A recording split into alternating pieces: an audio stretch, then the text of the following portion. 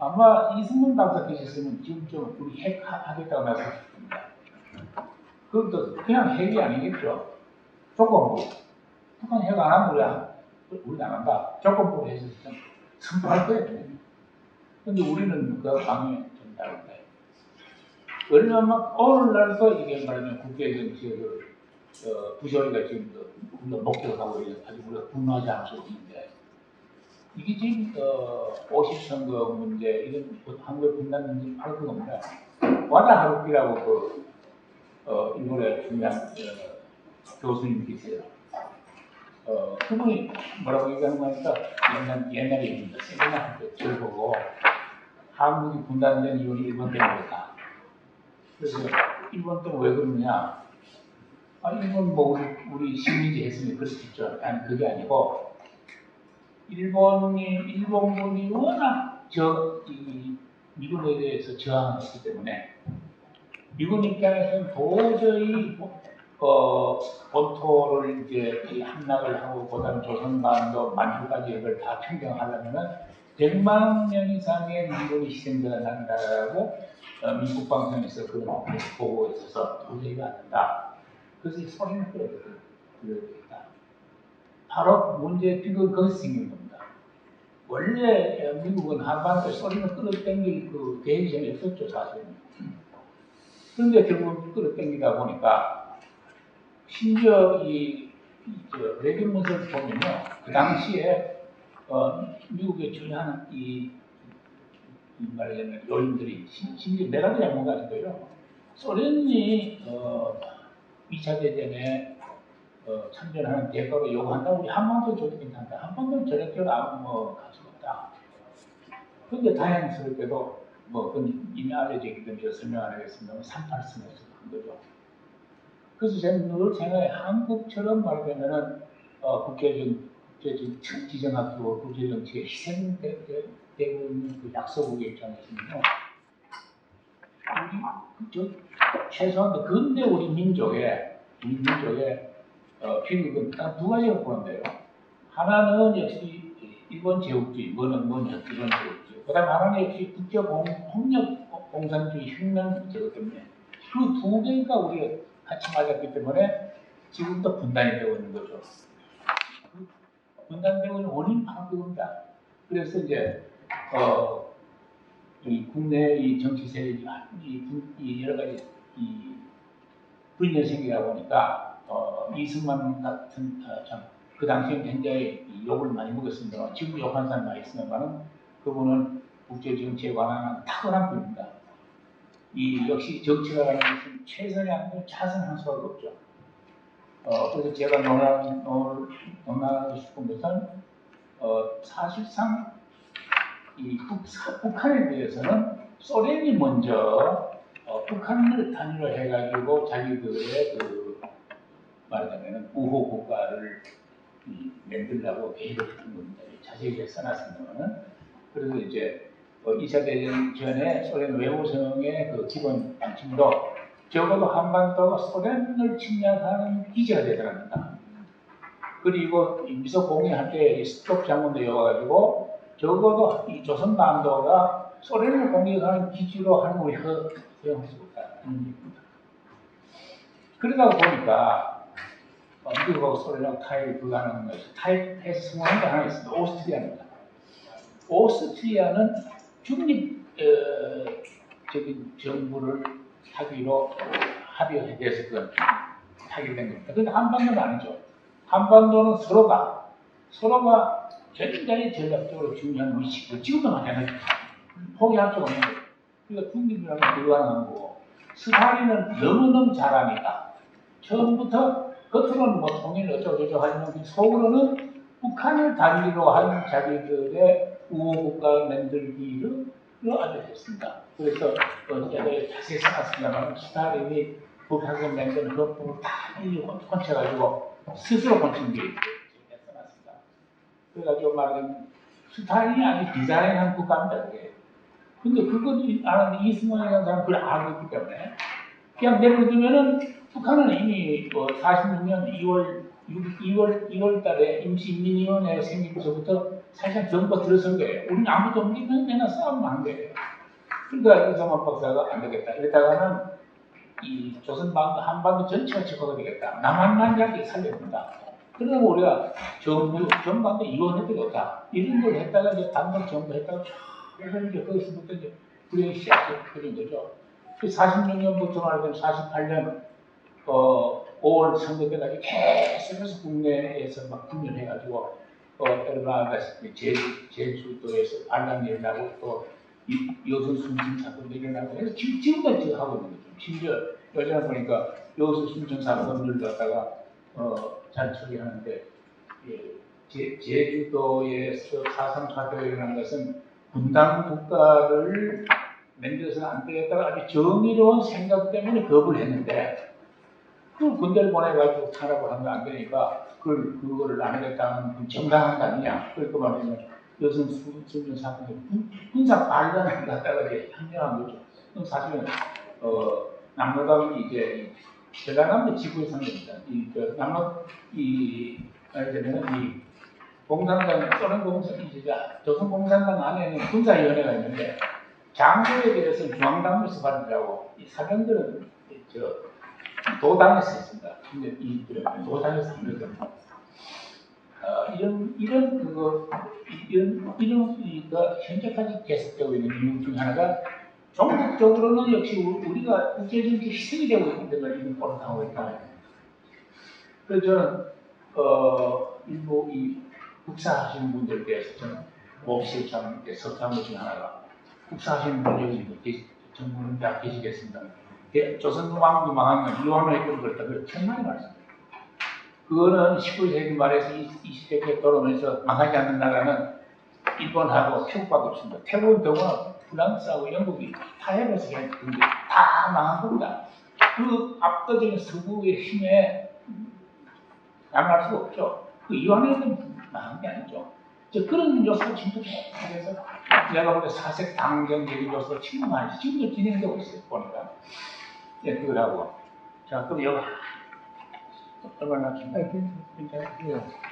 제가 이거 비춰가서 말씀드렸는데 일부러 얘기했지만 다행히 부의장께서 이렇게 잘하시더라고요. 9페이지 좀 봐주세요. 9페이지에 보면은 여기에 1945년 12월 17일자에 난 조선일보하고 동아일보의 신문이 있습니다. 여기 사실 빨간 표시가 있는데 문간이 이게 굉장히 의도적으로 조작된 보도예요. 뭐냐? 신탁통치를 미국이 아니고 소련이 주장하는데 미국은 바로 독립을 시키려고 하는데 신탁통치를 소련이 한다고 이렇게 의도적으로 오버를 했어요. 그런데 이제 일부 이제 이 말들이 진보파 역사가 근대사 하는 분들은 동아일보가 조작했다 이거죠. 근데 아니에요. 이 동아일보가 아니고 여기서 말하자면 이 UPI를 합동통신사에서 한 거를 여기 동아일보 맨 앞에 보세요. 소련 신탁 통치 주장인데 일대 톱에 돼 있죠. 거기에 비해 보세요. 조선일보를 보면은 똑같은 거예요. 조선일보 보면은 여기도 중간에 보면 조선의 독립을 어디로 해서 미국은 즉시 독립을 주장한다. 이거 완전 거짓말이죠. 미국은 아니죠. 루스벨트가 소련하고 협조를 하기 위해서 적어도 이 한반도에 대해서는 즉각 되지가 않는다. 적어도 20-30년에 여기 있어야 된다. 후견을 해다. 이렇게. 근데 여기 자세히 썼습니다. 미국은 왜 신탁 통계를 하겠느냐. 첫째는 루스벨트가 말하자면 전후에 세계를 관리하는데 미소의 협조를 적극적으로 받습니다. 그리고 거기에 말하자면 루스벨트 같은 그런 진보적인 대통령에다가 그 당시에 국무상에 이제 말하면 좌익 관리도 있어요. 빈센트라는 사람이 대표적인 사람인데 알사의 목장인데요. 이 빈센트 사람이 말하자면 친속하고 그 사람은 나중에 조사까지 받았습니다. 이 이회에서 조사를 받은 거죠. 그 합해서 됐는데 루스벨트 죽고 난 게 트루만이 딱 되니까 완전히 달라진 거예요. 세상이. 트루만 대통령은 아주 말하자면 국내파예요. 루스벨트 소련하고 대서 협조 이거는 그걸 믿지 않는 분입니다. 이래가지고 결국 분정하고 트루만 대통령하고 해서 이거는 오히려 되지 않는 거다. 협조할 수가 없는 거다. 왜냐하면 딱 이겁니다.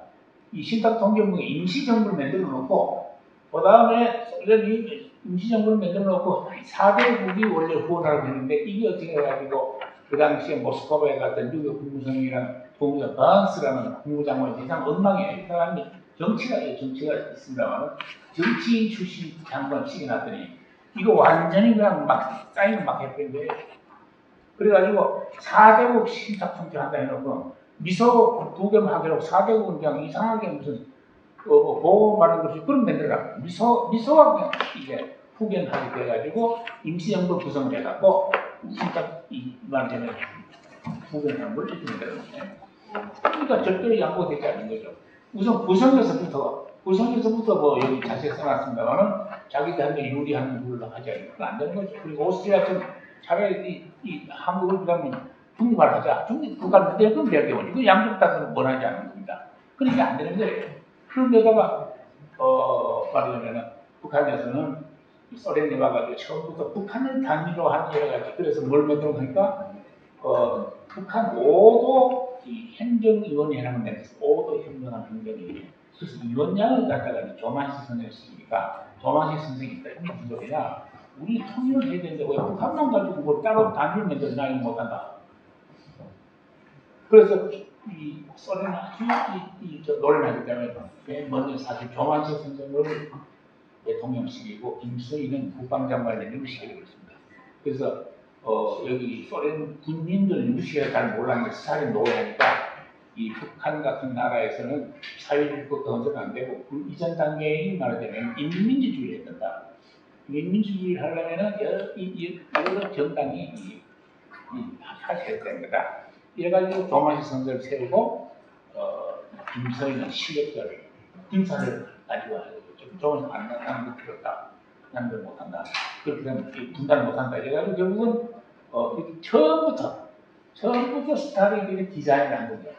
그러니까 말하자면 남북 협상 더 좋죠. 그게. 좋지만 그건 뭐 안 되는 걸 보고 북한만 가지고 간수하라고 생각한 겁니다. 이게. 그 얘기입니다. 그래가지고 이 헌법을 참고하면 북한이 최고 인민위에서 맺는 걸 자기들 가져라고 그래가지고 소련 정치국에서 논의하다가 어떤 조항을 스탈린이 직접 번쳤어요. 이건 잘못된 거다. 헌법 조항을 번치면 제가 자세히 써놨습니다.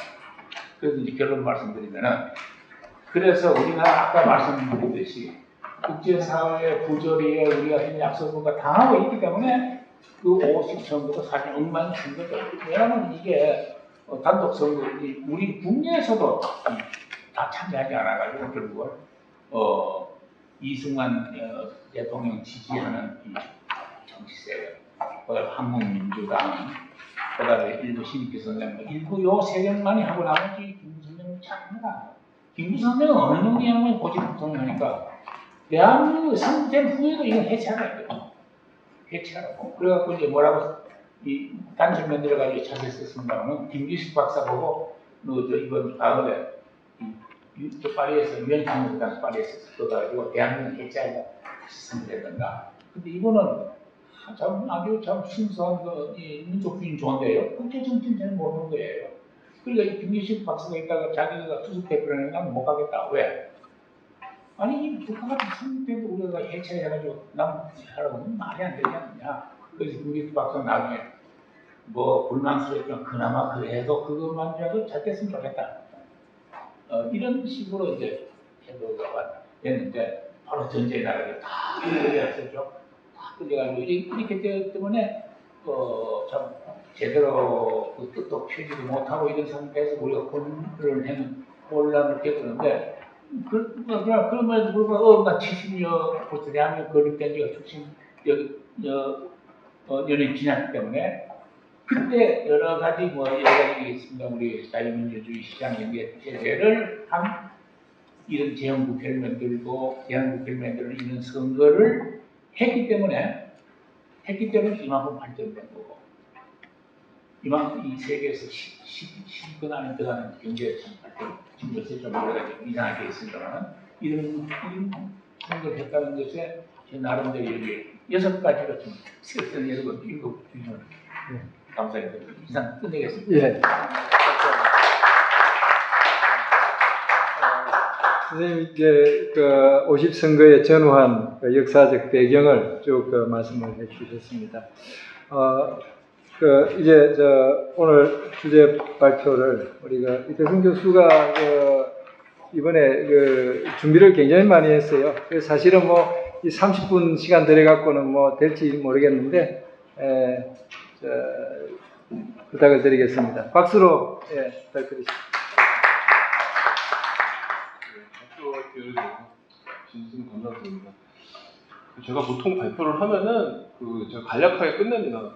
한 20분 끝내는데 지난번에 한번 발표를 그렇게 해봤더니 토론하시는 분이 30분을 쓰시더라고요. 그래가지고 너무 이렇게 또 빨리 끝내도 좋은 게 아니구나 이런 걸 많이 깨달았습니다. 일단 농담으로 시작을 했고요. 제가 페이지를 봐가면서 말씀을 드리겠습니다. 19페이지를 보시면은 50평론거를 우리가 되돌아봐야만 하는 이유를 제가 적어놨는데요.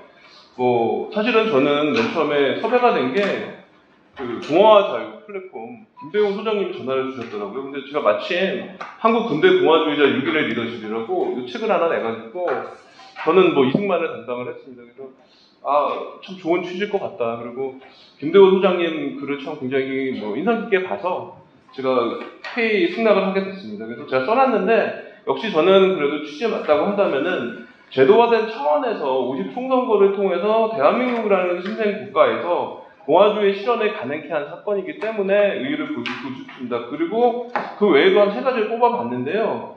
첫째는 50총선거가 없었다면 역시 민주공화국인 대한민국의 실현은 불가능한 것이었다. 그러니까 이것은 한국 정치 체제 최초로 국민이 주인이 되는 겁니다. 사실은 이게 진보 쪽에서 비판하는 이런 높은 선거율이 어떻게 나오냐 당연합니다. 이거는 왜냐면은 그냥 국민이 주인이 되니까 그런 기쁨을 맛보니까 굉장히 그렇게 되는 겁니다. 그래서 저는 특히 나중에 보시면 아시겠지만 발표를 할 때 진보 쪽에서도 인정하는 사실들 중심으로 많이 구성해 놨습니다. 그게 뭐냐면은 저쪽에서 해도 내가 보니까 이런 구성이 나오던데 해서 이런 구성을 많이 해놨고요. 일단 보시면은 50총선거를 통해서 결격사유가 없는 한 누구나 투표할 수 있는 권리가 최초로 보장됐고요. 이거는 특히 여성에게도 선거권이 부여됐는데 스위스보다도 앞선 것이었다. 이 이유는 있습니다. 나중에 제가 설명드릴 텐데 선진국가 시스템을 받아들이려는 유엔감시위원단 사람들이 들어와서 그럽니다. 두 번째는 이거는 이제 냉전에 막 시작하게 된 자유민주주의와 공산주의 간 대결의 실험의 장이었습니다. 그런데 불과 6개월 만에 결정되고 이루어진 50총선거가 성공적으로 이루어짐으로써 자유민주주의의 우수성이 증명됐다. 사실은 거의 주목들을 안 하시는데 한국의 국가건설은 미국이 지원한 자유민주주의 국가건설의 성공 모델입니다. 그래서 미군정 법률 시기에 적용했던 법률을 아프리카나 또 다른 중앙아시아의 신생 국가 건설에서 그대로 적용을 하고 있거든요. 그런 면에서는 굉장히 워싱턴 DC나 이런 쪽에서 굉장히 높이 평가를 하는데 사실은 그것들이 좀 간과되고 있는 것 같고요. 세 번째로는 제가 보시면 말을 눈치채셨을 텐데 이제 공화주의가 한국 정치를 이용하는데 왜 중요한지를 50총선거를 통해서 배울 수 있다는 겁니다. 공화주의는 제가 간단하게 정리해놨습니다. 자유와 법치, 그 다음에 공공선, 시민적 덕성을 이념으로 합니다. 근데 그 중에서 저는 특히 우리 50총선의 외국인 설계자들이 법치를 중시했다는 점, 이것이 룰 오브 러를 얘기를 하는데요. 이것을 통해서 왜 최근의 공화주의 논쟁이 우리에게 중요한지를 역사적으로 보여주는 사례라고 할 수 있을 것 같습니다. 그래서 제가 20페이지를 들어가겠는데요.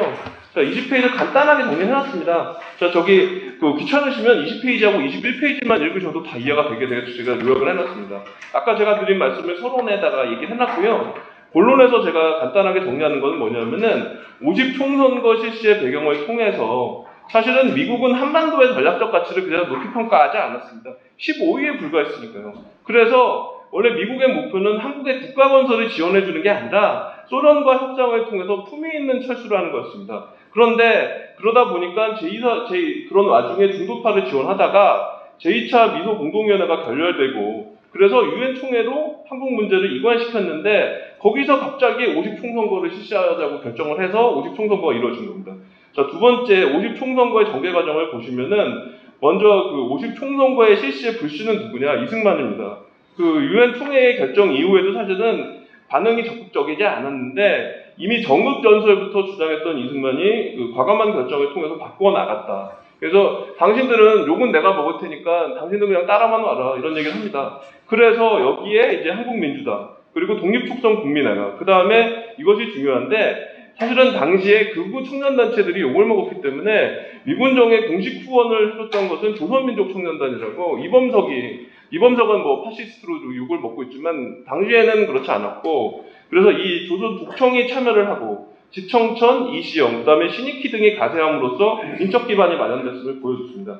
2-2에서는 높은 공정성과 서구 국가 수준의 선거법이 유엔 한국 임시위원단에 의해서 준비가 됐고 따라서 이들에 의해서 높은 공정성과 서구 국가 수준을 갖춘 선거법이 마련됐다는 겁니다. 그러니까 보통 진보 쪽에서 비난하는 바로는 그 선거 운동원들이 주로 이승만과 한민당 계열이 아니냐. 그런데 이 사람들이 들어와서 다 그 제재할 수 있는 조치를 취합니다. 이게 왜 그러냐면은 제가 나름 써놨는데 특히 이 중에서 중요한 역할을 하는 법률 자문, 그 다음에 간사를 맡은 사람은 백의회 출신의 사회민주주의자입니다. 마르크 슐라이버라는 사람인데 이 사람이 사실은 굉장히 역할을 많이 합니다. 그래서 공정한 선거를 할 수 있는 풍토가 마련이 된 겁니다. 그래서 그 통관장도 쉽게 말해서 바뀌고 이 사람들도 제어가 되어 있다에 따라서 우리가 생각하는 것과는 다르게 굉장히 극우적이지는 않았다. 자, 2-3에서는 한국의 풍토에 맞는 선거법제가 프랭켈과 그 퍼글러라는 사람에 의해서 마련이 되는데 프랭켈은 제가 나중에 말씀드릴 텐데 이 사람은 그 진보 진영의 대표주자라고 해서는 브루스 커밍스가 한국 현대사를 목격한 가장 수준 높은 증인이라고 격찬하는 사람입니다. 근데 이 사람이 사실은 그 원래 이게 독일 사람인데 미국의 군사 점령을 모델로 위해서 한국에다가 법의 지배, 민주주의, 사회 경제적 개혁이라는 목표를 중시를 했습니다. 자, 두 번째로 그 제가 연구하는 연구 대상인데 퍼글러라는 사람이 있습니다. 이 사람은 굉장히 뭐 간단하게 말씀드리면은 주미대사와 그 주일대사를 최초의 체코슬로바키아 공화국 수출을 지낸 분인데 이분이 소련과 포로송환협정 과정에 관여하면서 반공주의자로 변신을 하게 됩니다. 그래서 결국에는 이제 체코 공화국 에서 저 정쟁에서 희생이 돼서 미국으로 망명하게 되는데 이분이 사실은 주한미군정 법률공무제 최고직입니다. 이 사람이 추구했던 것은 뭐냐? 룰 오브 러입니다. 법치. 바로 공화에서 중시하는 거죠. 자, 이런 사람들의 역할에 의해서 사실은 슈라이버는 뭐 지금의 패스트트랙까지 가는 뭐 준할 수 있는 것까지 가려 그랬는데 한국의 풍토 이것은 안 맞는다고 해서 슈라이버의 그 행동을 저지를 합니다. 자, 2-4 소련과 자에게 그 격렬한 50총선거 방해는 뭐 다들 아시니까 제가 넘어가고요. 자, 그러면 이게 어떻게 설명했냐? 이건 뭐냐? 공공을 중심으로 한 미군정의 노력입니다. 이것 때문에 높은 경쟁률과 선거 열기가 가능했고요. 사실 불과 2일밖에 안 남았는데 미군정이 이미 46년부터 설치했던 미군정 공보원. 그러니까 공보원은 여러분들 간단하게 생각하시면 됩니다. 지금으로 치면은 SNS 같은 거 굉장히 많이 한 겁니다. 그러니까 적극적으로 하니까 갑자기 사람이 와 하면서 몰려드는 거죠. 그런 거에 의해서 굉장히 높은 선거율과 경쟁이 가열했다. 사실 5대1까지 갔죠. 이게 왜 그렇겠습니까? 그리고 제가 나중에 적어놨는데 사실 돈도 필요가 없습니다. 근데 이제 물론 인지도는 중요했습니다. 바로 그것 때문에 높은 선거 경쟁률과 선거 연리가 가능했고 이것 때문에 어떻게 보면 자유민주주의의 우월성을 증명하는 선거가 됐죠. 그래서 민주공화의 출발점이 되어서 새로운 역사를 창조한 50정부 선거를 통해서 뭐 이제 진보 쪽에서 말씀하시는 뭐 예를 들면 뭐 세월호 사건을 언급한 뭐 산하의 오역에 그 우리 김영민 PD조차도 50총선거는 뭐 굉장히 그 한민족의 그 역사의 그 획기적인 날이라고 얘기를 하면서 갖다 놨습니다. 자, 5-10 그 총선거에 대한 평가를 보시면은 50총선거를 부정적으로 평가했던 이유가 뭘까? 이거는 대부분 다 그 강정구 교수의 논리를 그냥 무비판적으로 받아들인 연구가 재생산된 겁니다. 근데 이제 살펴보시면 정작 강정구 연구를 살펴보시면 50총선거니 불공정됐다고 입증할 수 있는 내용이 없습니다. 그런데 이제 사실 그렇게들 재검토가 필요하고요. 사실은 그런데 이제 정치 외교학이나 사회학은 사실 이렇게 일부 그대로 받아들입니다. 그래서 저도 뭐 솔직히 이 말씀을 드리기 굉장히 부끄러운 일이지만 그 우리 대한민국 역사박물관은 대한민국의 정체성을 위해서 설립된 기관임에도 불구하고 대한민국 역사박물관에서 그 발행됐던 저널에서 50총선거 그건 뭐 그냥 자 그런 뭐 분의 그 논문이 게재가 됐습니다. 뭐 저도 책임을 통감하고요.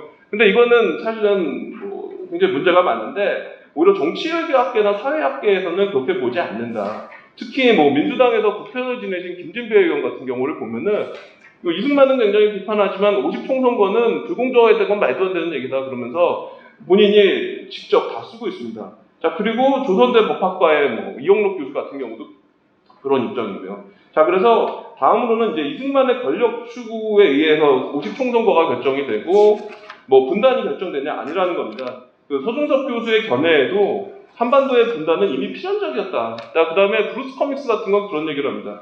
정치가에게 권력이 없다면 국민을 위해 할 수 있는 게 없기 때문에 권력 추구는 정치적인 삶의 본질이라는 얘기를 하고 있거든요. 자, 이거는 뭐 정치가 하시는 분들께서는 굉장히 잘 써먹으시면 유용할 것 같습니다만은 어찌됐건. 자, 그래서 50총선거를 둘러싼 쟁점에 들어가시면은 50총선거는 사실 비민주적이고 뭐 대표성의 한계를 가지고 있지 않았다는 거죠. 그 작년에 저와 같이 발표하셨던 서강대 이원우 교수님께서 이것을 규명을 하고 있고요. 두 번째로 제가 중심하는 건 뭐냐면은 사실 무소속 당선자들이 여기서 핵심입니다. 그런데 그 서복종 교수라고 이분이 사실은 한국 선거연구의 굉장히 권위자신데 이분의 말에 따르면 무소속 연구자를 보니까 한민당 출신 굉장히 많다. 그래서 우리가 규명할 필요가 있을 것이라고 얘기를 합니다. 분위기가 안 좋으니까 그냥 정체를 감추고는 남았는데 사실 한민당 출신들이 굉장히 많다는 거죠. 자, 두 번째로는 그러면 왜 부정적인 시각이 안 있어야 된다. 이거는 뭐 남시국 이사장님께서 말씀을 잘하셨는데 간단합니다. 이게 뭐냐 하면은 우리 임정 세력들이 잘 안 들어와서 그럽니다. 김구 선생님이나. 근데 왜 그러냐? 이거는 저는 이제 중독적 민족주의와 시민적 민족주의의 갈등으로 보는데 이제 김구 선생님 같은 경우는 사실은 중독적 민족주의로 해서 단일 민족 국가의 수립을 추구하셨죠. 그런데 이제 그에 비해서 이승만 경우에는 이제 시민적 민족주의를 위해서 근대 국가의 건설부터 수립하고 보자. 이게 충돌을 했는데 문제는 50총선에 뭐 김구식 등이 참여를 안 하니까 국가가 이러한 얼굴을 충분히 흡수를 못했습니다. 이것이 여러분들이 잘 보시는 운동권, 뭐 진보의 정체라고 볼 수 있겠죠. 그래서 국가 밖에 민족이 존재하고 사실 이런 여러 가지 제약. 제가 아까 말씀을 드렸는데 사실 미국은 한국을 15위 정도로밖에 보지 않았습니다. 그래서 제가 뭐 박사 논문에서 열심히 쓰고 있는데 사실 한국의 국가 건설은 굉장히 저렴하게 이루어진 국가거든요. 왜냐하면은 미국의 그 원조가 제대로 없었거든요. 그러니까 이걸 때우기 위해서 사실은 한국인들의 돈이 들어간 겁니다. 한국인들의 노력이 많이 들어간 겁니다. 쉽게 얘기해서. 그러니까 이제 예를 들면은 경찰과 군대에도 제대로 된 돈을 안 쓰니까 뭐 청년단이 들어갈 수밖에 없고 그 다음에 뭐 제대로 된 급료를 받지 못하는 사람들에서 부정과 부패가 흥행하는데 이게 뭐 어쩔 수 없는 환경이 되는 거죠. 그래서 저는 이것을 취약국가로 얘기하고 있는데 결론에는 제가 무슨 말씀을 드리냐면은 사실은 김구를 포함한 중도파까지 포용할 수 있는 민족주의 담론이 개발될 필요가 있다. 자, 이런 얘기를 하고 있습니다. 자, 그리고 제가 마지막에 또 이 얘기를 쓰고 있는데 그러면은 50총선거에 대한 충분히 검증되지 않은 의심과 불신이 학계뿐만 아니라 왜 사회로도 전파된 근본적인 이유가 있을 거 아닙니까? 저는 이게 써놨는데 저는 이게 어떤 거라고 보냐면은 사실은 이거는 저희 정치학계만의 그런 것이 아니고 이미 한국경제신문에 났더군요. 한국경제 위기가 있어도 처방을 내릴 사람이 없다. 왜? SSCI는 맨날 중시하니까 교수직으로 채용되는 분들이 미국 경제를 공부하는 분들인데 그러다 보니까 이제 사회학계에서 이것을 뭐라고 보냐면은 지배받는 지배자라는 표현을 씁니다. 그게 뭐냐면은 영어는 여전히 외국에 계시고 몸만 한국에 있는 분들이 연구를 하시니까 한국의 사례와 맞는 얘기를 못 하십니다. 자, 저는 사실은 이게 공화주의에도 충분히 있다고 생각합니다. 왜냐면은 제가 사실은 저도 일종의 동업자니까 거론을 안 했는데요. 제가 공화주의 써놓으신 선생님들 거 봤습니다. 그랬는데 글쎄 저도 뭐 잘 아시는 분들이죠. 근데 선생님들이 죄다 어려운 얘기만 쓰십니다. 그래서 한국 얘기는 거의 없어요. 90%는 거의 외국 얘기 나오고 외국의 어려운 얘기와 그래서 사실은 저희가 농담삼아 그 얘기를 합니다. 자, 정치외교 교수의 정년직을 오래 유지할 수 있는 비결은 뭐냐? 가능한 한 쉬운 얘기를 가능한 한 어렵고 지루하게 말할 수 있는 능력이 있다라고 농담을 합니다.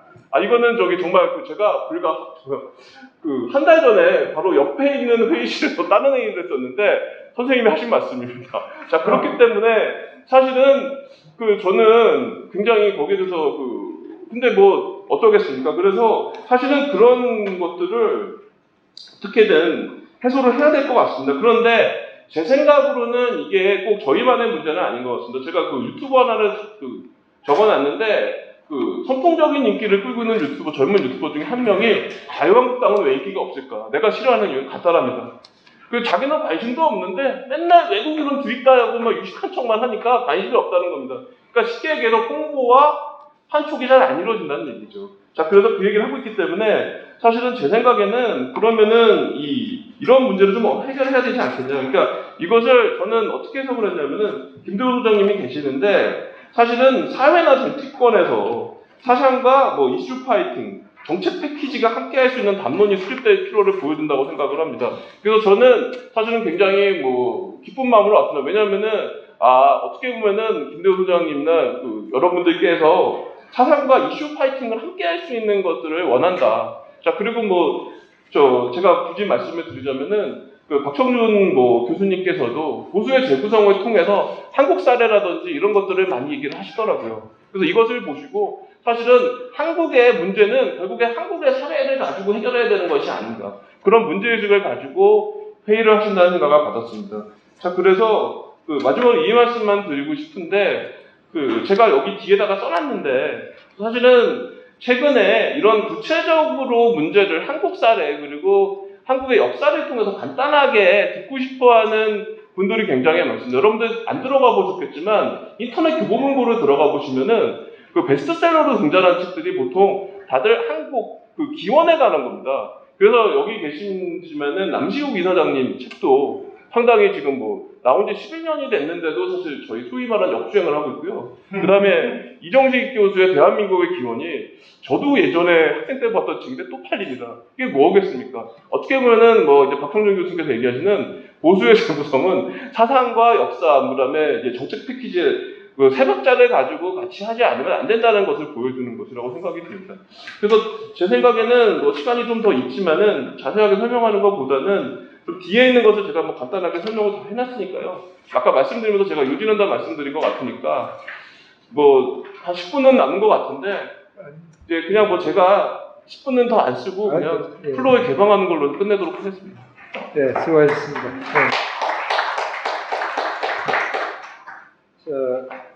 그러면 이제 다 여기 경륜과의 식견이 대단하신 분들이 다 참석하셨지만 그래도 이제 두 분을 미리 부탁을 좀 드렸습니다. 오늘 주제에 대해서 토론을 좀 해주시라고요. 우리 김강동 나라정책 연구원장님께 먼저.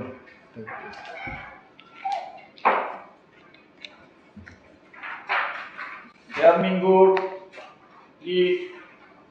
건국되고 71년이고 오늘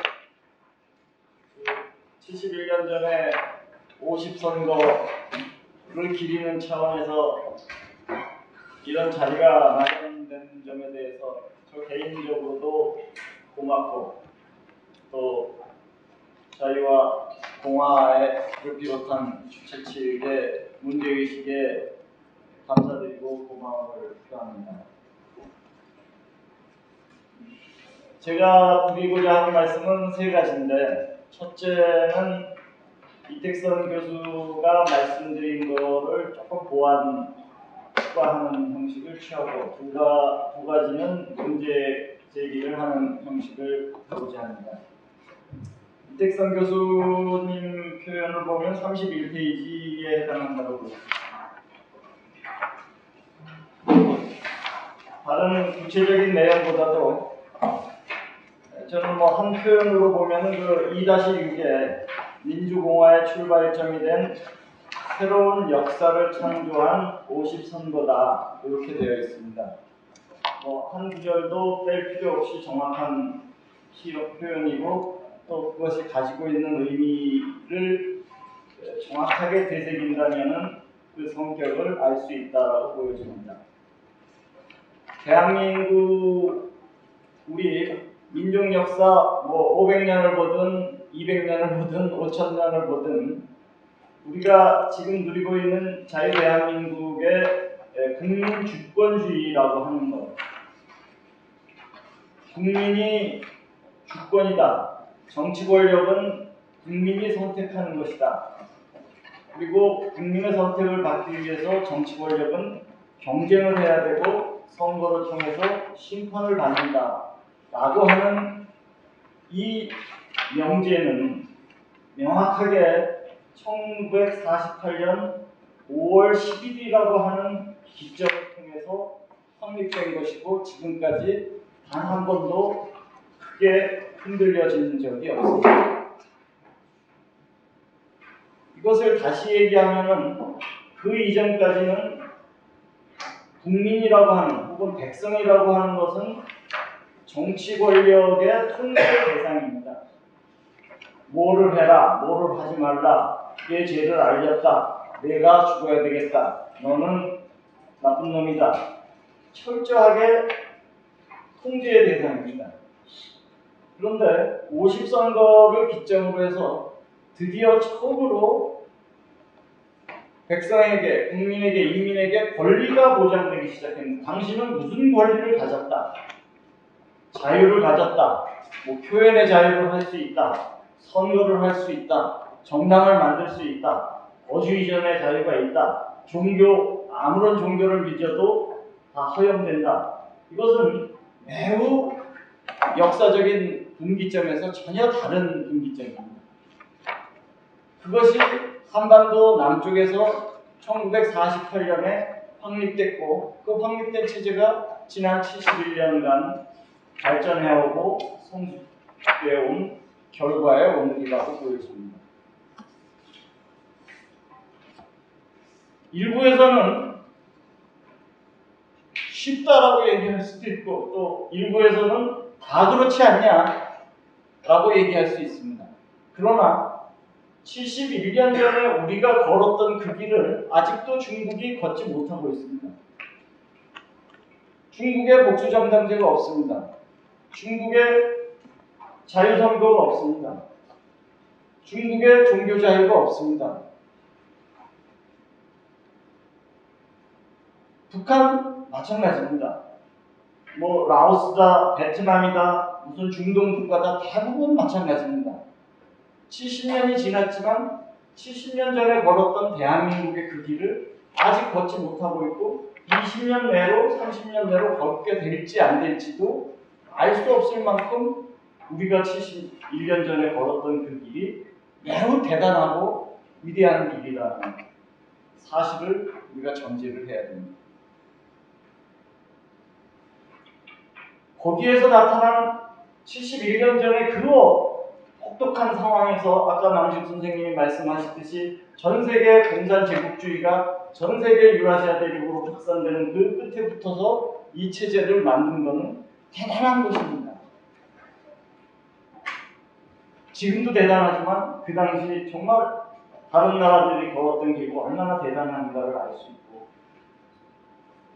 우리가 30년, 40년 어느 시대와 비교하더라도 대한민국의 민주주의는 적어도 서유럽 국가 15개국 플러스 영국의 식민지를 걸었던 나라 호주, 뉴질랜드, 캐나다, 미국 플러스 서유럽 15개국 플러스 한 나라 일본을 제외한다면 그 어느 시점에서 비교를 하더라도 한국이 걸었던 민주주의 수준을 걸은 나라는 없습니다.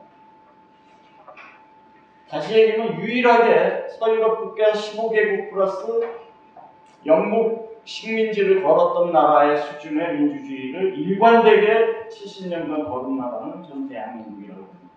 이거는 제 얘기가 아니고 프리덤 하우스나 EIU나 수많은 민주주의를 인덱스를 만들어내는 기관들이 공통적으로 하는 것입니다. 그래서 이 50선거 혹은 대한민국의 민주주의의 출발이 얼마만큼 그 당시 상황에서 어려웠던 상황을 극복하고 5,000년이든 500년이든 이 봉건 체제와 식민 체제를 극복하고 만들어낸 위대한 출발이고 그 위대한 출발이 만들어낸 성공적 대한민국의 민주공화제 내지는 민주주의 수준을 우리가 현재도 유지하는 것이다. 이 말씀을 먼저 드리고자 합니다. 두 번째와 세 번째는 제가 문제제기 차원에서 가지고 왔는데 5분 내로 끝내겠습니다. 이거 약간 자료를 보면서 말씀드려야 되기 때문에 이쪽으로 좀.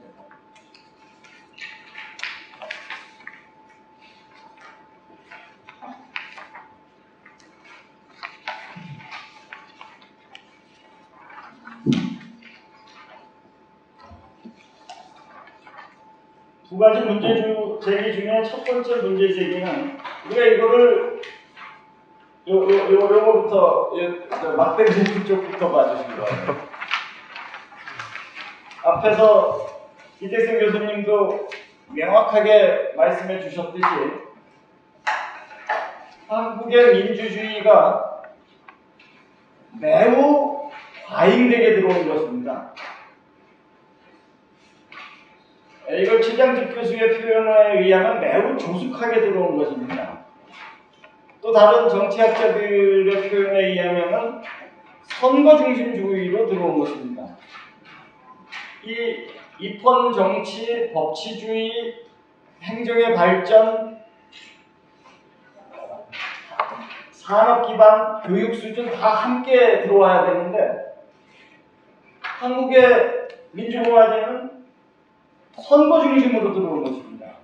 그래서 마치 선거만 많이 하고 선거만 열심히 하고 선거만 자주 하면은 영국이나 미국과 같은 국가가 되지 않을까라고 하는 거대한 착시에 빠졌던 세월이었습니다. 실제가 그렇습니다. 그거를 어떻게 볼 수 있냐 하면은 뭐 다 아시는 바와 같이 모든 나라들이 여기에 나와 있는 것과도 다르게 300년, 400년 우리가 앞에서 얘기했던 15개국 우리보다 민주주의 수준이 앞섰다는 15개국은 적어도 300년에서 400년의 선거권 확대 과정의 역사입니다. 여기에 나와 있는 것보다도 훨씬 더 오래됐습니다. 예를 들어서 오른쪽 아래 영국의 1831년부터 계속해서 확장되어 온 100여 년, 140년도 그렇고 네덜란드도 그렇고 나머지도 다 마찬가지입니다. 이만큼 300년, 400년에 걸친 산업발전, 체제 안정, 법치주의, 행정 발전의 연장선에서 선거가 지속돼야 되는데 한국에서는 이런 것들과 다 상관없이 건너뛰고 민주주의 이퀄 선거로 들어온 것입니다. 그것 때문에 앞에 이택선 교수도 말씀드렸습니다만 한국의 보통 선거권을 보면은 대부분의 우리가 알고 있는 서유럽 국가 전 세계 230개국 중에 15개국보다도 빠른 경우가 많습니다. 앞에서 스위스도 얘기했지만 거의 뭐 벨기에나 프랑스나 이탈리아나 다 우리랑 똑같이 들어온 것입니다. 그만큼 우리가 지금 중국이나 대부분 나라들이 아직 70년이 지나도 못하고 있는 것을 우리는 70년 전에 조숙하게 과잉돼서 선거 중심적으로 또 선거가 민주주의인 것처럼 공화주의인 것처럼 얘기하면서 들어와서 이상화돼 발전돼 있었다라는 사실입니다. 그것을 극복해가는 과정이 바로 또 다른 의미의 지난 70년의 시행착오라고도 볼 수 있습니다. 자, 그 뒷페이지를 보시면 이것이 얼마나 선거 중심적 체제로 시작됐는가를 보여주는 겁니다. 1948년에서 1960년까지 11년 동안 선거를 16번을 했습니다.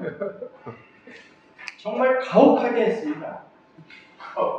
48년 선거하고 전쟁 나기 한 달 전인 50년에 선거를 했습니다. 그 당시 재헌선거 2년이니까. 그리고 52년에 3번 선거를 하는데 그 52년 선거라고 하는 것은 전쟁 중에 속한 선거입니다.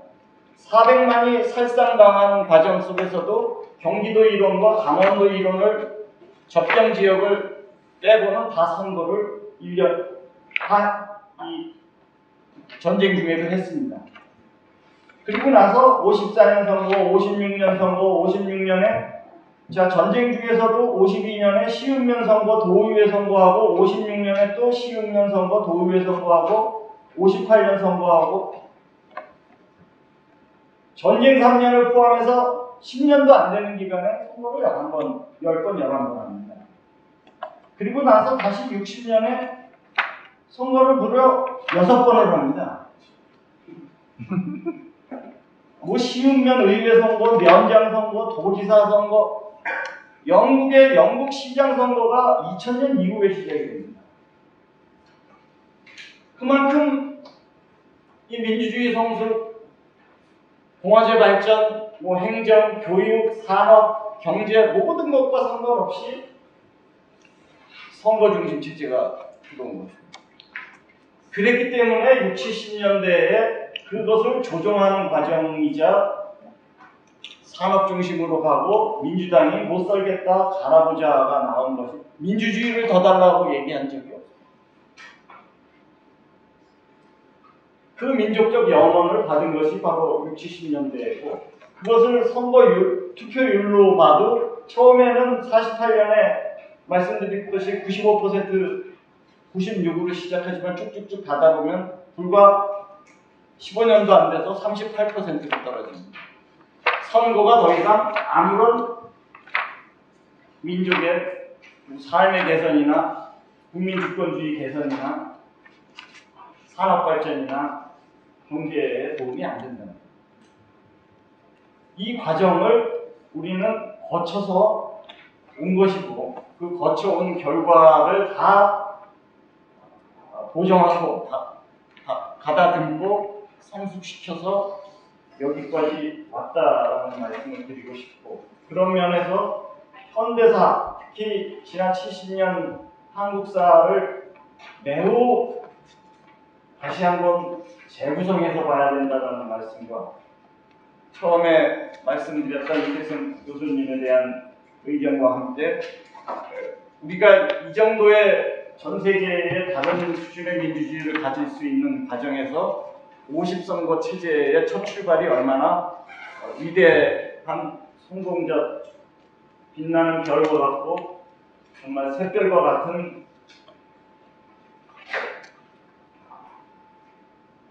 튼튼한 확고한 틀로서부터 시작했던 건가를 다시 한번 알 수 있게 된다 이런 말씀드립니다. 이상입니다.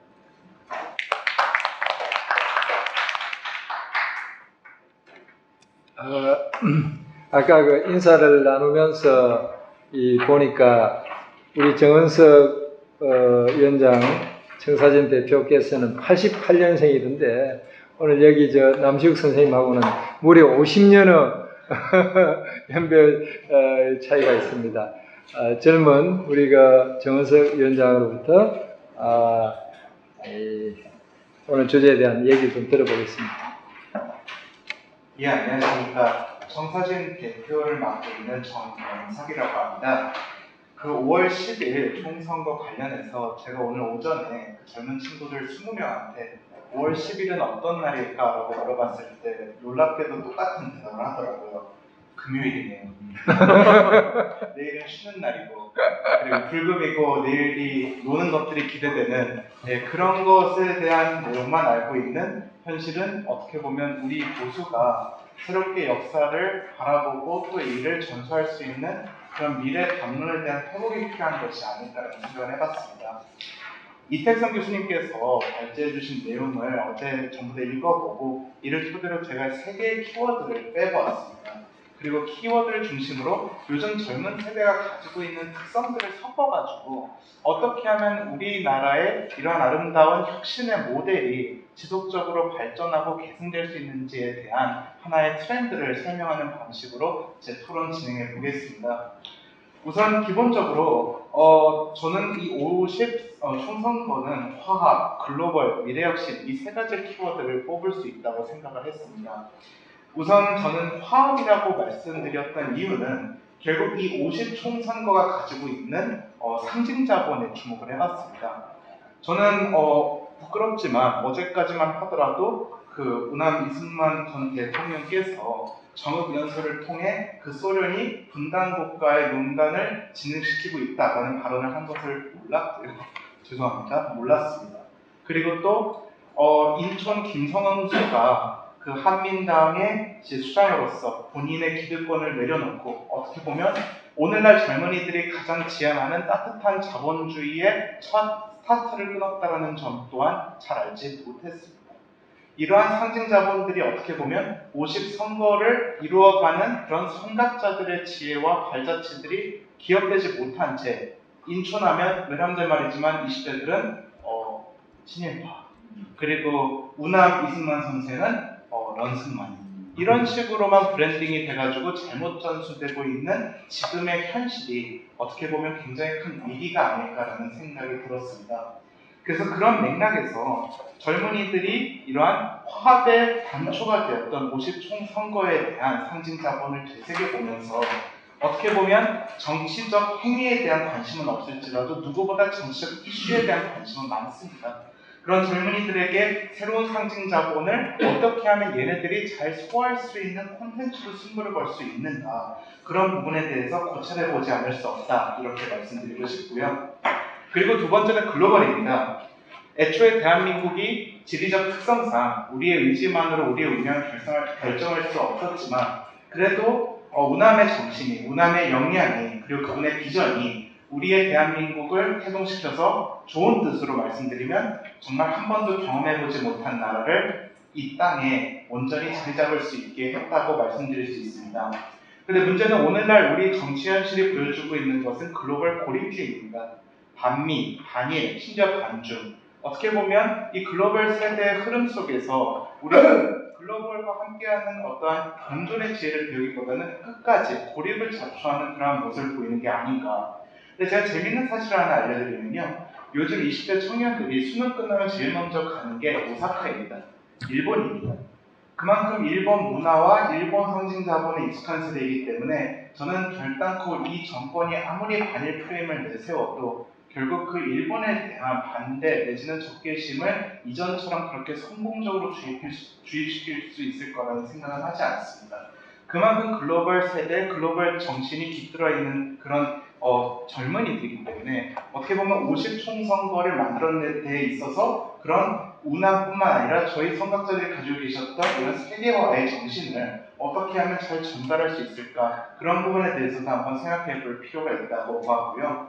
그리고 무엇보다 이 글로벌 공존은 소위 말해 꼰대 정신과는 공존할 수 없다라고 생각을 합니다. 아무래도 이질적인 문화와 관습에 대해서 포용하고, 그리고 어떻게 보면 어깨와 어깨를 마주하면서 갈 수 있는 그런 자세, 그리고 요즘 청년들은 미국 했을 때 주눅들지 않습니다. 오히려 무시하죠. 그래서 우스갯소리로 지금 대한민국의 젊은이들은 모든 세계가 주도하는 세계 4대 국가는 다 무시한다고 보시면 될 것 같습니다. 중국은 천박하고 일본은 원숭이 같고 미국은 뭐 별로 부럽지 않고, 어떻게 보면 어느 때보다 우리 민족적 자긍심은 지금의 젊은 세대를 중심으로 봤을 때 고취되어 있는 상황이고, 분명히 그렇게 생각할 수 있게 된 이면에는 여기 계신 어르신들의 수고와 희생이 분명히 뒷받침되었다고 저는 생각을 합니다. 근데 문제는 요즘 젊은이들은 좀 비판을 하자면 자기들이 잘난 줄 압니다. 이것들을 이뤄내는 데 있어서 어르신들의 헌신과 희생이 있었다는 거 죄송하지만 잘 모릅니다. 제가 말씀드리지 않았습니까? 50총 선거는 의미가 있다기보단 그들에게 있어서는 금요일입니다. 그리고 내일은 토요일이고요. 그만큼 우리가 제대로 알고 있는 바가 없다는 거죠. 그리고 마지막으로 저는 미래에 주목하고 싶습니다. 그 미래라는 것은 결국은 우리가 상호 이질적이었던 과거의 그 정치 세력들이 한민당, 독립조선국민회의, 대동청년단, 조선민족청년단, 이 모든 세력들이 합세해가지고 결국은 미래의 대한민국을 만들기 위해 그들의 노력을 한 곳에 모아가지고 결국은 이 땅에 없었던 혁신을 이루어냈습니다. 단 1년 만에 50총 선거가 이루어졌는데 5,000년 동안 이어져 왔던 봉건주의 그리고 식민주의 관성을 끊어내고 이 땅에 자유의 씨앗을 깃들겠다라는 것은 실로 혁명적이고 놀라운 사건이라고 저는 생각을 합니다. 그런 맥락에서 요즘 젊음의 특징을 하나 꼽자면 요즘 젊음은 철저히 이상주의를 지향합니다. 어떻게 보면 굉장히 현실주의적이기도 하지만 제가 이상주의를 지향한다고 말씀드린 이유는 요즘 젊은이들이 어떻게 보면 굉장히 안정적인 직장을 선호하지 않습니까? 그런데 이들이 안정적인 직장을 선호하는 이유는 딱 하나입니다. 최소한의 그런 경제적 자립을 달성한 이후에 자기네들이 이상적으로 실현시킬 수 있는 갖가지 시도들을 한번 해보고 싶기 때문에, 공무원 되면 여가가 확보되기 때문에, 워라밸이 확보가 되면 자기네들이 진짜 하고 싶어하는 것들을 그 위에 할 수 있을 거라고 생각하기 때문에 어떻게 보면 청년들은 어느 때보다 도전적이고 혁신적이라고 말씀드릴 수 있겠죠. 그래서 어떻게 보면 그 아비의 그 자식이라고 할 수 있는데 과거 우남의 정신이 지금 청년들에게도 깃들어 있어서 그 어느보다 미래지향적이라고 저는 말씀드리고 싶습니다. 그리고 더 나아가서 이 미래의 50선거, 젊음, 그리고 우파에 대해서 말씀을 드리면요. 지금 현재 저희 진영, 특히 이제 우파 진영에서 부재하고 있는 세 가지의 것들을 좀 말씀드리고 싶습니다. 첫째는 콘텐츠의 문제입니다. 너무나 좋은 것들이 많이 있음에도 불구하고 그것들을 어떻게 보면 그 그룹 외로 확장시키지 못하고 있는 현실. 브랜드, 마케팅, 홍보 이 세 개의 단어를 생각보다 많은 어르신들이 전혀 구분하지 못하고 있는 현실을 봤을 때 저는 굉장히 큰 충격을 받았습니다. 브랜드는 정체성이고 마케팅은 전략이고 그리고 홍보는 수단입니다. 그런데 너무나 많은 어르신들이 브랜드가 곧 홍보라고 생각하고 그거에 대한 본질적 가치는 전혀 생각하지 못한 채 오히려 젊은이들한테 왜 우리는 마블 같은 영화를 만들지 못하느냐 하면서 말했을 때는 거기에 굉장히 큰 역설과 모순이 숨어있다는 거죠. 그런 콘텐츠 부재 사회에 있어서 우리가 자유민주공화라는 이러한 훌륭한 상호공존의 정신을 젊은이들에게 오롯이 반영시키고 싶다면 일단 이 소통의 통로부터 새롭게 해야 되지 않을까라는 생각을 해봤습니다. 그리고 두 번째는 역동성 부재 사회입니다. 어떻게 보면 우리 자유우파 진영은 역동성이 존재하지 않습니다. 그 이유는 결국 젊은이들이 이 자리에 함께하지 않기 때문이라고 보고 있는데요. 젊음은 생각보다 보수에 우호적이고 우파적 가치에 누구보다 호의적입니다.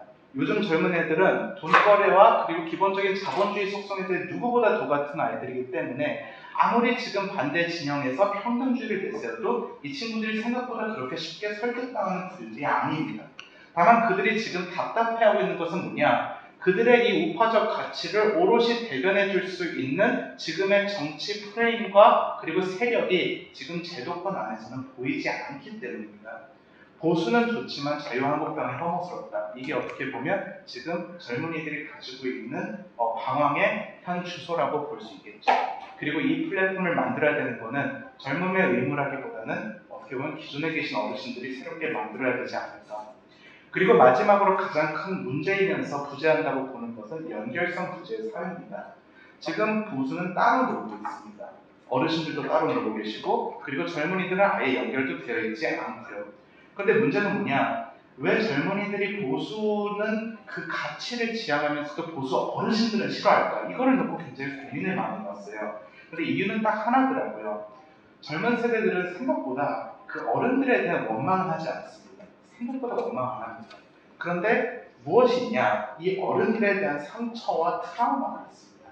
왜냐하면 얘네들도 이제 어떻게 보면 자신의 아이덴티티, 정체성, 그리고 자존감 이런 것들을 좀 더 과감하게 내세우면서 새롭게 무언가를 시도해보고 싶지만 어떻게 보면 연공 서열제, 대한민국 유교 문화 내지는 뭐 장유유서 이런 문화로 인해 가지고 그들은 위축되고 억압받았다고 생각하니까 결국은 괜히 거기에 대한 반발심과 그리고 거기에 호응하고 싶지 않은 그런 딴지거는 모습들이 보이는 겁니다.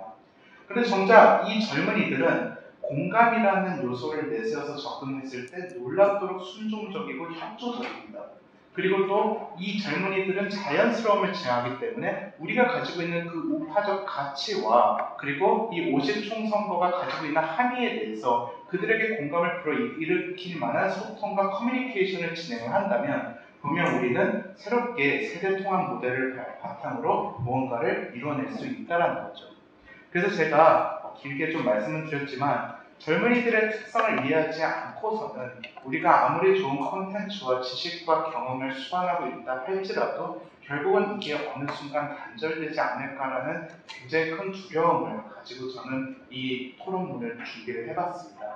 그러나 여기 계신 분들 한 분 한 분 젊은이들에게 전수하고자 하는 그 진정성 그리고 과거에 있는 걸 어떻게든 새롭게 후세대에게 전수하고자 하는 그 노력이 저는 있다고 생각하기 때문에 일단 저부터라도 이 자리에 나와서 여기 계신 분들에게 젊은이들의 특성과 50선거의 이제 특징들을 나열하면서 제가 한번 섞어보았습니다. 그래서 저도 이제 앞으로 제 여의도 연구원에 소속되면서 이제 차세대 브랜드 위원회를 새로 만들 예정입니다. 우리 정당에는 존재하지 않았던 브랜드와 마케팅 오직 홍보라는 1차원적 관성에만 머물러 있었던 걸 깨고 모두가 공감할 수 있고 또 무엇보다 여기 계신 분들의 놀라우신 지혜와 연륜을 이어낼 수 있는 젊은이들을 모으는 그러한 역할을 부여받아 저 역시 새로운 자유국가의 청사진을 만드는 데 일조를 다하고자 합니다. 그래서 제가 준비한 얘기는 여기까지고요. 당신주셔서 감사합니다. 저 정치인으로서 그 자질이 아주 보입니다. 주제를 살짝 넘어가면서 이렇게 자기 하고 싶은 얘기를 막 하는 이 솜씨가 대단합니다. 시간도 조금 뭐 살짝 넘어가고요. 저 두 분 그 토론자의 말씀을 듣고 먼저 이태성 교수님, 아니 이건 다 사회자가 시킨 대로 하십시오. 이태성 교수님께서 좀 이 두 분의 약간의 보충 말씀도 있고 했는데 한 말씀 하시기. 이제 기회는 이분뿐이라고 생각하시고 예. 하고 싶은 얘기를 다 좀 해주십시오. 뭐, 네. 김광석 교수님께서 보안 발달을 해주셔가지고 뭐 시간도 거의 저하고 비슷하게 해주시고 그러셔가지고 뭐 김광석 선생님 거에도 드릴 말씀이 별로 없고요. 근데 일단은 그렇습니다. 김광석 선생님 거 그렇고 그다음에 제가 그나마 보니까 옆에 있는 정원석 위원장하고 제가 젊은 세대더라고요. 정원석 위원장은 거부하겠지만 이제 그렇더라고요. 그래서 좋은 얘기를 많이 해줘가지고 제가 그 얘기만 좀 잠깐 드리고 싶은데, 사실은 제가 이승만 평전을 파이에 의해서 쓰게 됐습니다. 그러니까 왜 그러냐면은 한국학중앙연구원에서 쓸 사람이 없다 그래가지고 거부를 했는데 이제 제가 어떻게 선정이 돼가지고 쓰게 됐습니다. 그래서 막 쓰고 있는데, 그래서 제가 어쩔 수 없이 이제 이승만 인더스트리라는 업계에 이제 몸을 담게 됐습니다. 그래서 제가 이제 개인적인 얘기를 드리면은, 저희 지도 교수님은 상당히 부유하고 우파지만 5월의 사회과학이라고 5.18 연구로 굉장히 제일 유명해서 김대중 수석도 수석하신 분입니다. 그래서 아니 그러면 이런 빨갱이 제자가 왜 왔냐 이렇게 할 수도 있는데, 그래서 저는 그렇게 생각을 안 하고, 근데 이제 굉장히 중도적인 입장이거나 뭐 그렇다는 제가 이제 어떻게 보면 이제 우파를 리뉴얼하는 일을 하게 됐으니까 굉장히 고민을 많이 하게 됐습니다. 그래서 저는 이제 이승만을 볼 때 제가 이 말씀을 드리고 싶은데, 제가 항상 듣는 노래가 있습니다. 아모르파티라고 김연자가 부르는 노래입니다. 그러니까 뭐냐면은 항상 이승만을 제가 되게 솔직하게 말씀드립니다. 이승만에 열광하시는 걸 보면은 어르신들의 그런 심리가 느껴집니다. 나도 꽃탈배가 되고 싶다. 그러니까 뭐냐면은 이승만이 오래 했던 것처럼 나도 이렇게 롱런을, 그런 욕망이 굉장히 느껴지거든요.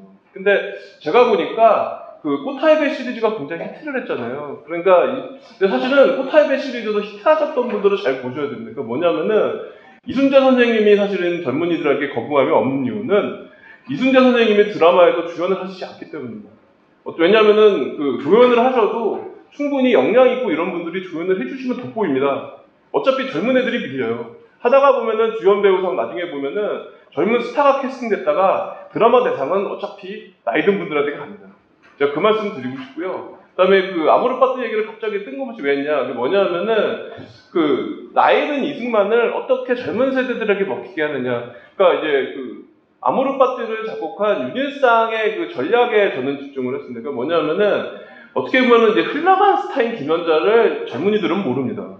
근데 갑자기 막 젊은이들이 막 하면서 내 생애 최초로 들은 트로트 음악이라는 젊은이들이 그렇게 막 열광을 하거든요. 그거는 뭐냐 하면은 쉽게 얘기해서 어떻게 보면은 이제 그냥 내가 마음은 청춘이다 다 필요 없습니다. 트렌드를 빨리 받아들여서 어떻게 자기가 갖고 있는 노하우와 섞으셔야 된다. 그게 없다면은 아무리 플랫폼 이런 이렇게 쓰고 해봐야 아이고 저거 노땅들이 하는 건데 똑같이 딱 그 평가밖에 안 나옵니다. 그러니까 제가 이제 그 말씀 드리고 싶은데, 예를 들면은 유튜브도 한 20분 정도만 하셔야 됩니다. 20분 넘어가면 안 되고요. 그래서 그 말씀 드리고 싶고요. 일단 그 정도로만 끝내겠습니다. 사실은 이제 이택성 교수님을 제가 준비하는 기간 동안에 조금 약간 괴롭게 했습니다. 뭐냐면은 제가 생각할 때 오늘 우리가 이야기하는 것은 다른 얘기를 다 해야 되겠지만 가장 중요한 것은 뭐냐, 50 선거가 자유로웠는가라고 생각합니다. 정말 자유선거였나? 그날 투표를 내 마음대로 했느냐? 이게 중요하다고 생각합니다. 그것이 대한민국 건국의 정당성, 선거를 통해서 조직된, 그래서 주권자가 나라의 주인이 자기의 권리를 자유롭게 행사했는가였는데요. 그런 점에 대해서 이제 조금 그런 점을 포함해서 또 다른 소감 말씀도 하시고 이렇게 해서 선생님 한 말씀 가지고. 예, 지금 우리 주 회장님 한 말씀인데 예. 제가 그 이 일을 썼는데 이 유엔 감시단 보고서가 있죠. 예. 그 사람 봤거든요. 예. 그래서 자유롭고 공정하게 지내야 된다. 이렇게 보증서를 준 거죠. 그래서 이게 승인 받는데 아주 빨리 작용해야 돼요. 12월 12일 날. 예, 거기 선거가. 예. 왜냐하면 그 판단 유엔 그 보고가 들어가겠단 말이에요. 네. 근데 거기에는 우리 지금 이 교수도 말이 예, 써놨습니다. 선거 전문가들이 좀 왔다 이게. 네. 그러니까 엉터리들 아니다 이거죠. 그냥 협잡하고 그런 거 아니다 이게. 그 평가를 쓴 사람이 브루스 커밍스도 한국 현대사를 증인한 최고의 증인이라고 하는 사람입니다. 그러니까 50총선거는 사실은 굉장히 자유롭고 공정한 선거임에는 분명합니다. 네. 좋습니다. 그러면 이제 지금까지 쭉 경청해 주신 여러분들에게 그 시간을 드리겠습니다. 기회를 드리겠습니다. 손을 이렇게 들어 주십시오.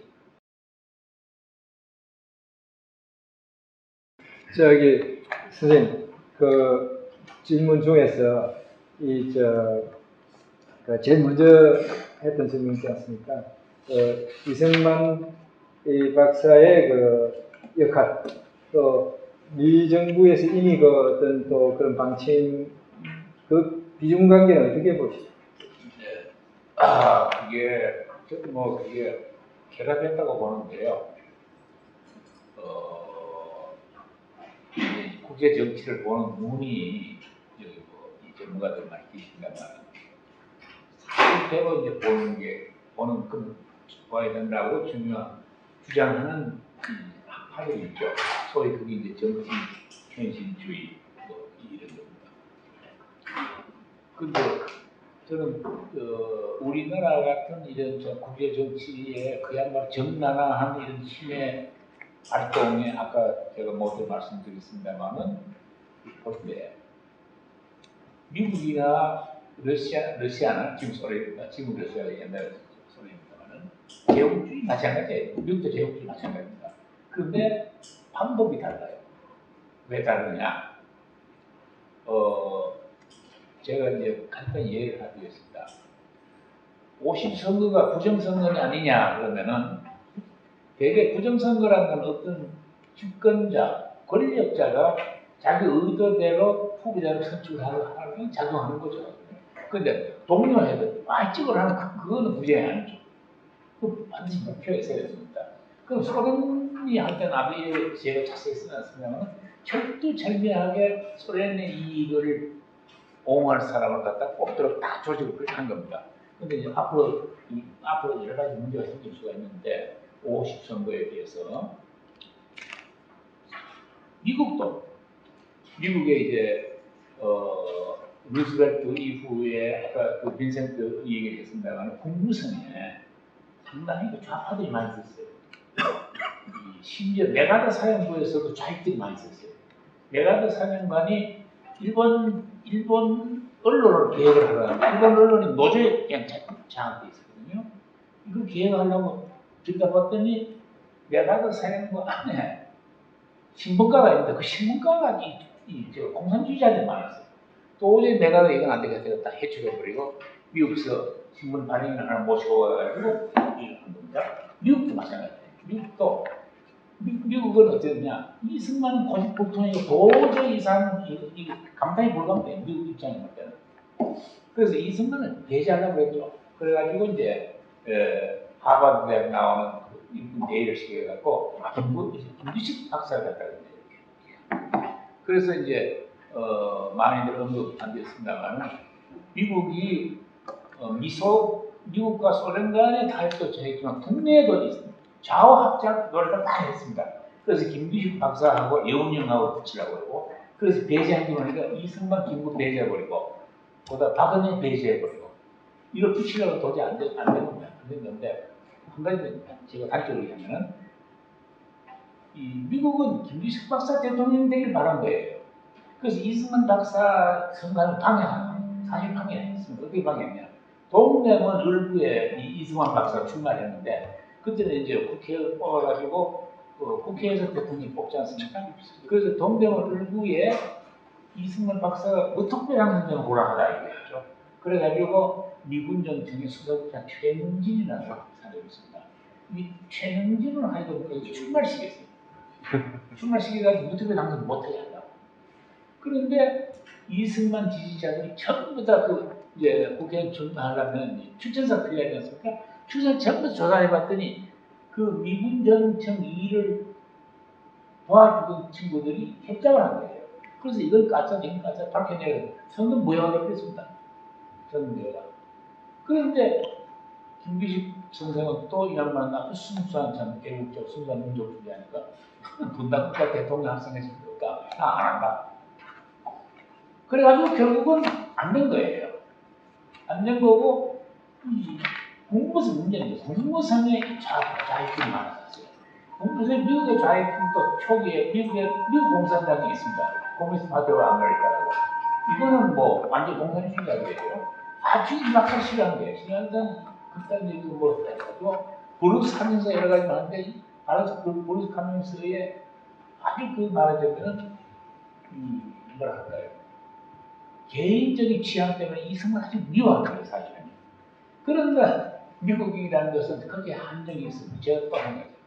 우리 지금 뭐 이렇게 많이 배제하고 있습니다만은 한미 방위 좌익이 어떻게 되느냐, 그 참 극적인 것 됐는데 이승만 박사가 휴전 절대로 반대하니까 왜? 지금 통일하지 않으면 우리는 영원히 이제 통일 못한다. 우리가 이 소련의 이 위협을 받고 있겠다. 휴전 반대를 했죠.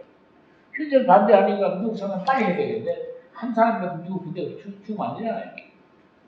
그런데 이승만 박사는 절대로 안 된다 해가지고 좀 포스파고 막 대학가니까 이제 미국의 국무성, 국방성 뭐야 회의했어요. 그 이승만한테 잡아놓자. 그래서 그 당시 인천에 감옥 속에 있었는데 잡아놓자. 이제 그것도 합의가 됐는데 인디아 국무성 차관 보고가 전화를 돈 들어가지고 내가 할 말 있다. 아니 우리 미국이 이거 제국주의니까 우리나라 대통령을 구속하니까 정부가 생각해보세요. 우리나라 정부에도 조그만 나라지만 차관보관도 아무것도 아니지 않습니까? 자기 미국. 근데 미국은 민주주의 국가입니다. 그 말 들으니까 일리가 있네. 그렇다고 야 너 사회에 할 수 없잖아요. 그럼 어떻게 하면 되겠냐? 간단하다. 이승만이 요구하는 게 방위조약에 도장 찍어달라는 거다. 이거 방위동맹이지. 옛날에 동맹이란 공수동맹입니다. 공격할 때도 동맹이고 방할 때도 동맹이죠. 그 이승만 박사가 북한 쳐들어갈 때는 안 되는 거죠. 침략하겠다고 하는 거죠. 근데 우리 해줘도 안 될 게 뭐가 있냐? 그러니까 사람이 그 압도됐어요. 그래, 그럼 말씀을 해주지. 그걸 간단하게 해결된 겁니다. 그래서 말하자 제국주의 같은 제국주의인데 미국 제국주의하고 소련 제국주의에 다른 소련 제국주의는 조만식 둘 죽였습니다. 만약에 이승만 박사가 그렇게 반미 활동을 하기 위해서 소련 같은 이 박사는 죽죠. 살아나잖아요. 왜? 그게 미국의 민주주의예요. 그래서 우리가 국제정책을 말하는 소위 American exceptionalism이라는 미국 예외주의라는 바로 그거고 미국 사람 거기서 프라이드 느끼는 거죠. 그러니까 우리가 제국주의인데 소련하고 다르다 보니까 왜? 우리는 건국이념입니다. 건국이념이라는 게 메이플라워 타고 종교 박해 받아가지고 한 것이 미국의 독립이념 아니냐? 자유를 절대 안 합니다. 그 사람들이 한국 전쟁을 물론 자기들 진영의 이익을 위해서 했겠죠. 그러나 그 한국 전쟁에 돌아간 걸 보면요, 목사님 전화를 걸어서 대통령한테 이걸 빨리 보내고 왜? 그 기독교인 200만이 이제 다 학살당한다. 이런 게 굉장히 작용을 해요. 미국이란 나라 모르겠습니다. 저 트럼프 같은 사람이 막 나와가지고 막 전 대통령이 막 여러 가지 나면 또 언제 될지 몰라도 하시거든요. 미국이라는 나라에 그런 점이 있어요. 그 점 때문에 이 박사 같은 사람이 가능했었죠. 만약에 그래서 이 박사는 끝까지 하니까 결국 대통령이 된 거예요. 그러니까 오시 정도 부정선은 아닌 게 만약에 이도대를 하면 김주식 대통령 치게 될 거 아니에요. 그게 미국을 할 수가 없는 거예요.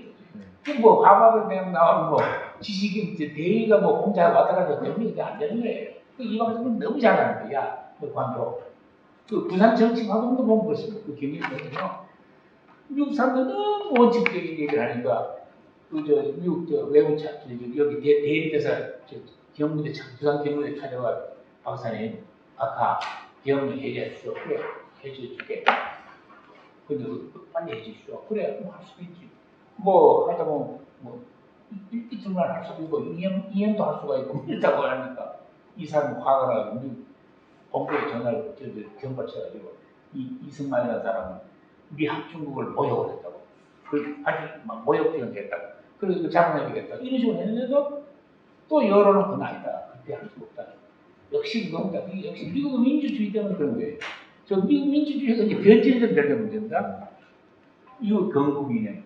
그뭐 이제 미국 이제 건국 한 지가 200몇 년 되지 않습니까? 아직은 그런 전통이 있습니다. 네. 이제 그 40분 정도의 정리를 하도록 하겠습니다. 한 100분여 되는데요. 거의 뭐 우리 이렇게 이런 모임에 집중할 수 있는 그 시간 한개 온 것 같습니다. 그래서 아까 두 분이 질문해 주신 것이 조금 아직 남은 게 있는데요. 이 박사. 예, 1분 내로 준비하겠습니다. 예, 높은 등록률은 오히려 외부자들이 많이 들어와서 있었기 때문에 공정하지 않았나. 그래서 그 신뢰성을 높인 것 같아요. 왜냐면 2대 선거랑 비교해 보면은 2대 선거는 사실은 우리가 있기 때문에 예, 그렇고 그다음에 두 번째로 이승만의 역할은 제가 써놨는데 23페이지에 있습니다. 뭐냐면은 사실은 반응이 심상치 않았어요. 근데 이제 트루만 독트린을 발표하게 되니까 이제 힐드링 국무부 차관보 정도가 이제 이승만을 지지하는 발언을 하게 됐거든요. 근데 사실은 당시에 이승만과 하지가 오일동조의 처지였습니다. 그러니까 뭐냐면은 하지도 계속해서 이러다가는 한국이 공산화된다. 그러니까 저지해야 된다고 하면서 또 이승만은 또 미국에 와서 하지를 또 비난을 했죠. 이 사람 공산주의 시절을 지지해주고 있다. 근데 어떻게든 두 사람의 목적은 같았던 겁니다. 공산주의를 저지해야 된다는 목적은 같았던 거고요. 자, 그렇고 그래서 저는 사실은 이승만의 역할은 없으면 안 되지만 사실은 제 입장은 확고한데 이승만을 영웅주의로 가시면 좀 곤란합니다. 왜냐면은 건국의 아버지들로 봐서 여러 명을 선정을 해야지만 이게 합작을 한 작품으로 봐야지. 세 번째 무소속은 제 생각에는 한민당 계열인데 본인이 이제 한민당으로 나오면 안 되니까 그냥 나와가지고 그냥 그 암묵적인 동의로 된 것 같아요. 근데 이거를 어떻게 해석을 하느냐죠. 그러니까 국민들이 예를 들면 그런 거죠. 자유한국당 간판으로 못 찍어주겠다. 근데 밤이닥이나 이런 간판으로는 찍어줄 수는 있다. 이러시면 탈당하는 거 아닙니까? 뭐 이렇게 생각해 보실 수 있겠죠. 간단하게 이걸로 맞춥니다. 예, 39분인데요. 1분 동안 제가 사회자로서 시간을 쓰겠습니다. 사실 저는 참 되돌아보면 젊은 시절에 여러 가지 생각들을 좀 잘못된 생각들을 많이 했던 것 같아요. 가장 큰 것이 이제 식민지 반봉건 사회로 우리나라를 보는 것이었죠. 그래서 당시에는 농지개혁이 실패했다. 이것이 우리가 다 그렇게 믿고 있었습니다. 그런데 그 생각을 바꾸는데 얼마나 걸렸습니까? 한 30년 걸린 것 같습니다. 제가 기억하기도 장상환 교수가 연세대학 석사 논문으로 시골 가보니까 없던데, 지주가 없던데, 소작농이 없던데, 그래도 그걸 못 바꿨고요. 재헌헌법에 대해서 부끄러운 얘기지만 그 내용을 자세히 뜯어보고 관심 가진 게 얼마 되지 않습니다. 마찬가지로 오늘 또 이렇게 50 총선거에 대해서 공부를 이 두 분 선생님 덕분에 하게 되었습니다. 오늘 참석하신 분들이 귀한 시간을 내주셨는데 모두들 참 시간이 아깝지 않으셨는지 좋은 자리가 되셨는지 모르겠습니다. 조금 못다한 말씀들이나 또 질문하시고 싶은 거는 뒷자리가 마련되어 있을 테니까 그 자리에 가서 하시도록 하겠습니다. 이것으로서 오늘 뜻깊은 50 총선거의 71 주년 기념 토론회를 마치겠습니다. 감사합니다. 수고하셨습니다.